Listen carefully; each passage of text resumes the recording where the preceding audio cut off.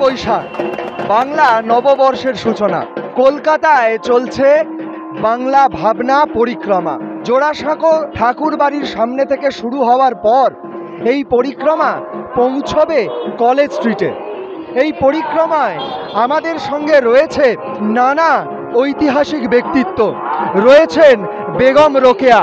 বাংলার সমাজে, বিশেষ করে বাংলার মুসলমান সমাজে শিক্ষা ও সমাজ সংস্কারের পথে নারী প্রগতির মুখ্য অগ্রদূত তিনি।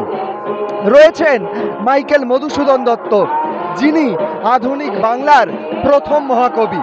আজকে এই বাংলায় দেখতে পাচ্ছি বিগত কয়েকদিন ধরে নানা রকমভাবে রাজনৈতিক চক্রান্তে রাজনীতির কারবারিরা বাংলাকে উত্তপ্ত করতে চাইছে, বাংলাকে ভাগ করতে চাইছে, বিভেদের মধ্যে দিয়ে ধর্মের নামে বিভাজন করে আমাদের বাংলাকে তারা আবার দুটুকরো করতে চাইছে।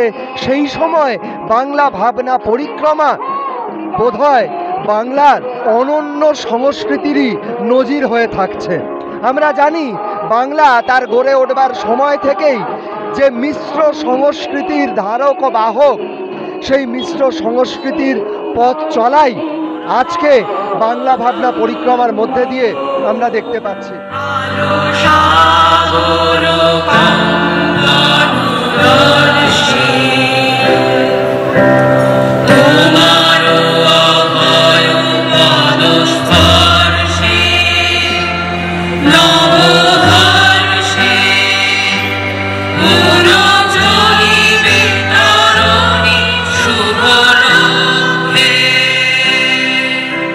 বাংলা ভাবনা পরিক্রমা, এই বাংলা কাদের বাংলা? সারা ভারতবর্ষের মানুষের এটা বাসস্থান।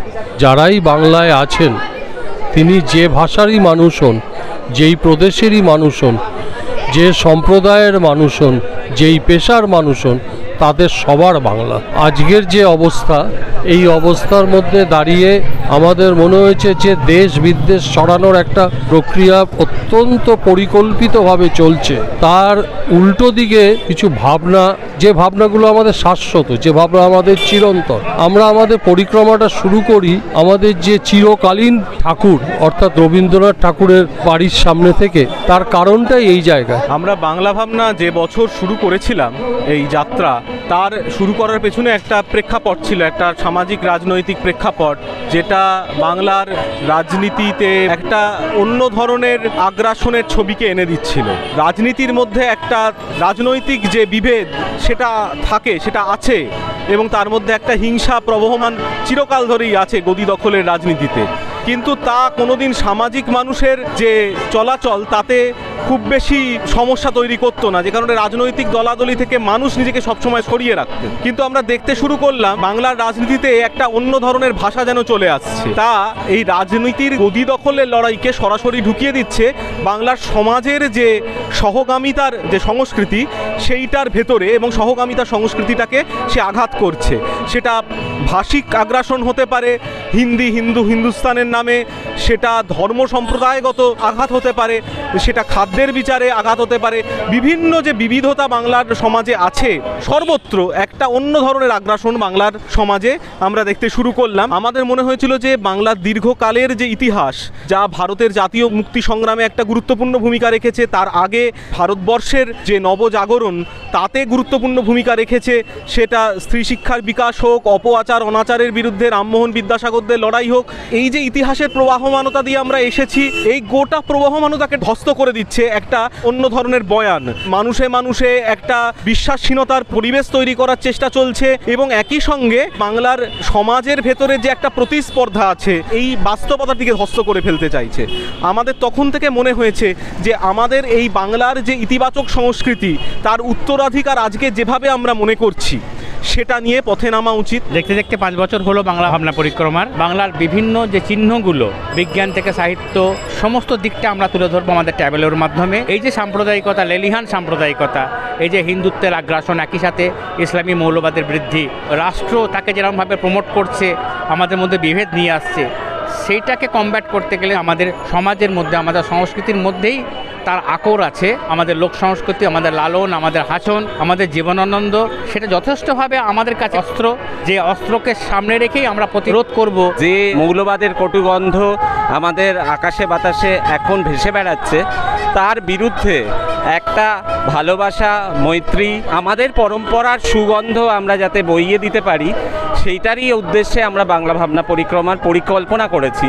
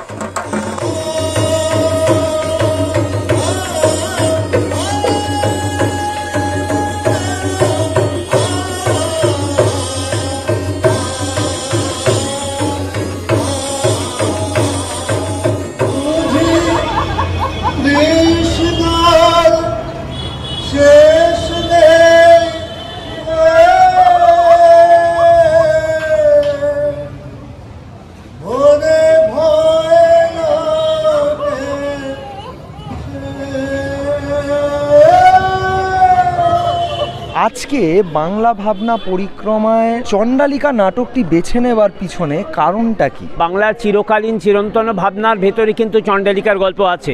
ভেবে দেখবেন বুদ্ধ থেকে শুরু করে আর রবীন্দ্রনাথ অবধি কেবলই বারে বারে ফিরে ফিরে যে চণ্ডালিকা এসছে এবং এখনও যে হচ্ছে তার উৎসটা কি, যে এমন একটা মেয়ে যে জানতে চেয়েছে, বুঝতে চেয়েছে, দিয়ে সে বাইরে বেরিয়ে পড়ছে। এর একটা সামাজিক দিক আছে আর একটা আছে ব্যক্তিগত দিক।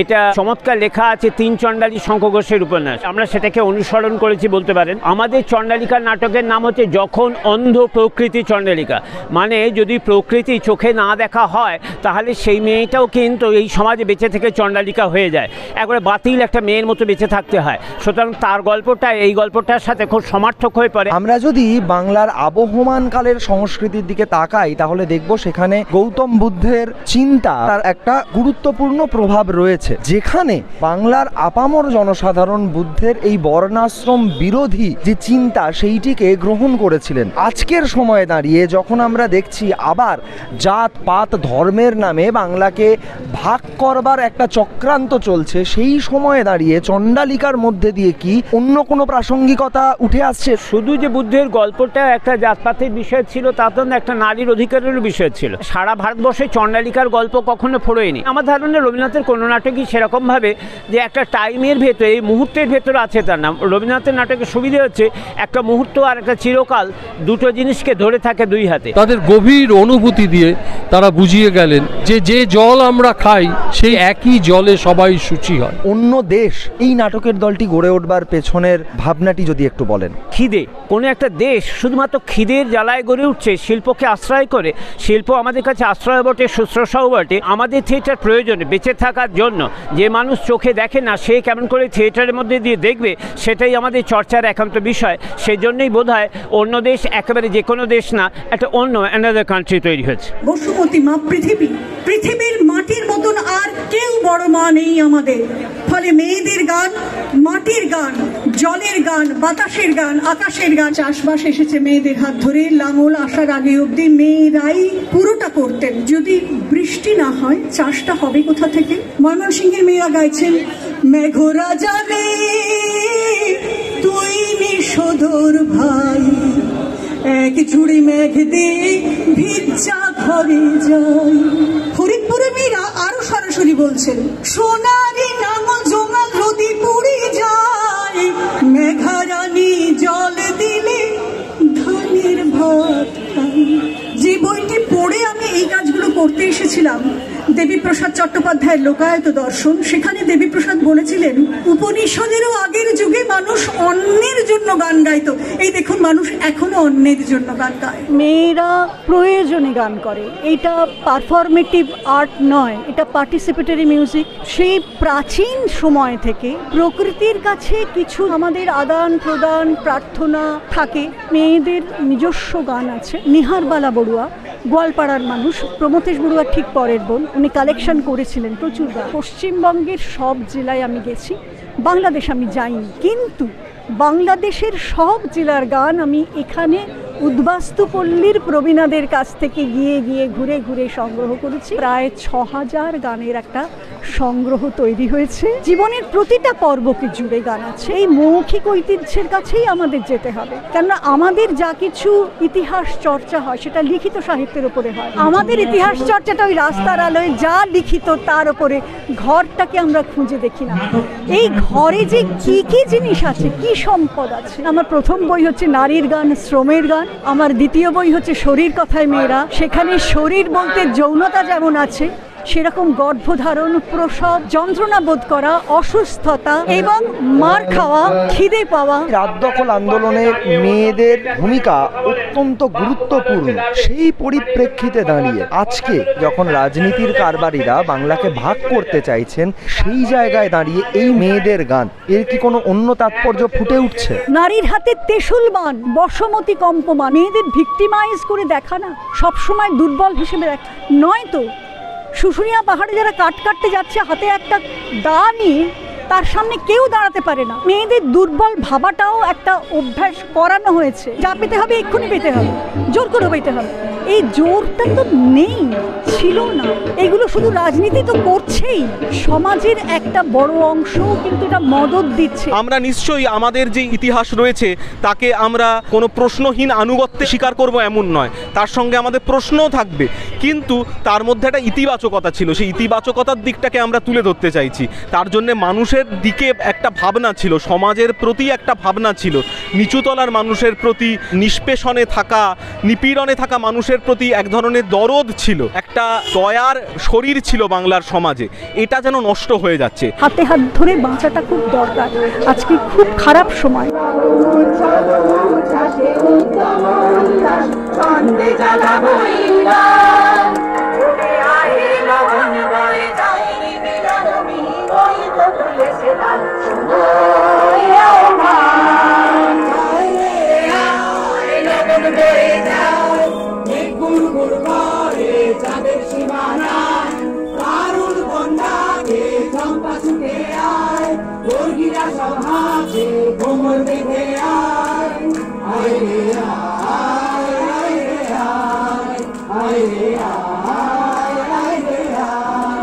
একটা দুর্নীতিময় পরিবেশ, শিক্ষার পরিবেশ ধ্বস্ত হয়ে যাওয়া, গোটাটা মিলিয়ে একটা যে অরাজক পরিস্থিতি বাংলায় তৈরি হয়েছে, এর বিরুদ্ধে বাংলার যে ইতিবাচক সংস্কৃতি সেটাকে রাজপথে আমাদের সেলিব্রেট করা, উদযাপন করাটা খুব প্রয়োজন। বাংলার যে সংস্কৃতির যে স্মৃতি তা থেকে আমাদের ভুলিয়ে রাখার যে চেষ্টা, তার বিপরীতে আমাদের একটা প্রতিস্পর্ধী চেষ্টা যে আমরা সেগুলোকে স্মরণ করব, সেগুলোর সাথে কথা বলবো, সেই যে দিক চিহ্নগুলো রয়েছে বাংলার ইতিহাসে সেগুলোকে নিয়ে আমরা সমাজের মধ্যে যাব। যখন যেখানে যে মানুষ নিপীড়িত আছেন, সেটা গাজাতে হতে পারে, সেটা অতীতে ভিয়েতনামে হতে পারে, আজকের সাউথ ইস্ট এশিয়া জুড়ে যে বাতাবরণ তৈরি হয়েছে, পুঁজির আগ্রাসনের জায়গা থেকে যেভাবে সেগুলোকে অন্যভাবে প্রচারিত করা হচ্ছে, ঠিক তার বিপরীতে দাঁড়িয়ে আমরা সমস্ত সহজিয়া মানুষের মাটির টানের কথা বলছি। এটা একটা চিরন্তন, এটা শাশ্বত, এটাকে চাপা দেওয়ার যে চেষ্টা করা হচ্ছে তার বিরুদ্ধেই এই পরিক্রমা। খুবই গুরুত্বপূর্ণ মনে হচ্ছে আমাদের বাংলা ভাবনা পরিক্রমার এবছরের পরিক্রমাটি। গত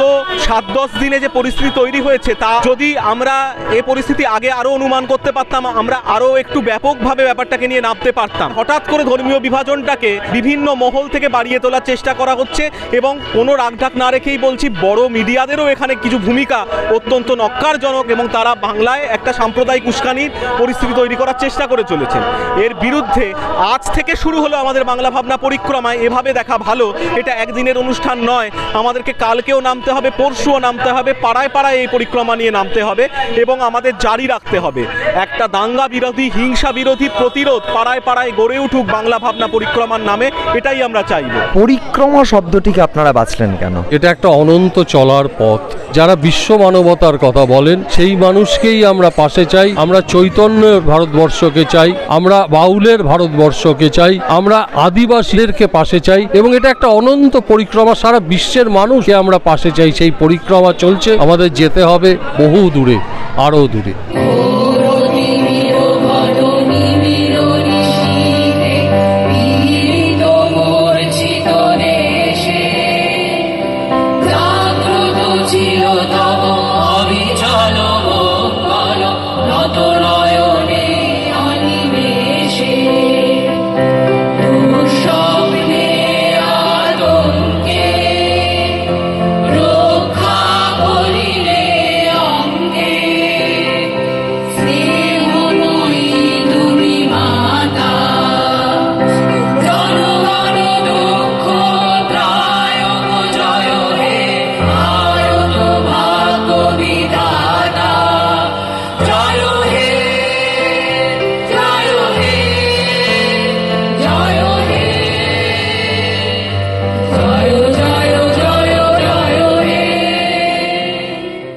মিথ্যা শুনিনি ভাই, এই হৃদয়ের চেয়ে বড় কোনো মন্দির কাবা নাই। বাংলা ভাবনা পরিক্রমা এগিয়ে চলুক এবং আমরা আরও জুড়তে জুড়তে যাতে যেতে পারি, সেই আকাঙ্ক্ষাই ফুটে উঠুক বাংলা ভাবনা পরিক্রমার ৫ম বছরে। আমরা আগামীতে আবার একসঙ্গে পথ হাঁটব।